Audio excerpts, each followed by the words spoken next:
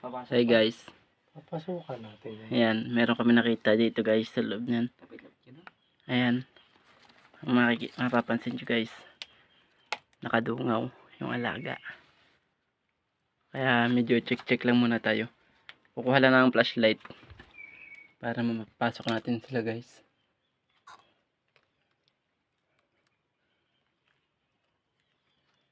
Meron pa guys. So, nakakatakot talaga itong pasukin guys. Pero, try natin pasukin. Para makita natin yung loob.